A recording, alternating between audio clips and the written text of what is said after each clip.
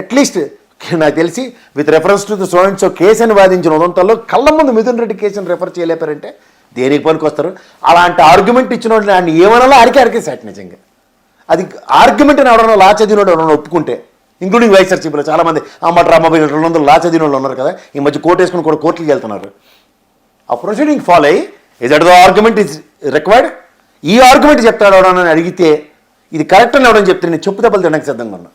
రాత్రి తట్టా పుట్ట సర్దుకుని వెళ్ళిపోయిన బ్యాచ్ గల రికమెండేషన్లో వాళ్ళ రికమెండేషన్లు జరుగుతున్న న్యాయ వ్యవస్థను పక్కదారి పట్టించే దౌర్భాగ్యంతో వైఎస్ఆర్సీపీ సతమతం అవుతుంది. ఎందుకంటే proper arguments are not taking place. Issue బేసిస్లో 100 రోజుల 150 రోజుల్లో బేరు మినిమం నడుస్తుంది అక్కడ. దానికి తగ్గ స్ట్రాటజీ లెవెల్ దగ్గర చేమ చిటుక్కుమంటే కోర్టుకు పరిగెట్టేవారు ప్రతి దాంట్లో. తెలుగుదేశంలో 19 నుంచి 24 దాకా జగన్మోహన్ రెడ్డికి మనశ్శాంతి లేకుండా కోర్టు చుట్టూ తిరుక్కుని చచ్చాడు సగం జీవితం. డీజీపీ లేటి, సిఎస్ లేటి, వీళ్ళందరూ అదే పని కోర్టుల్లో.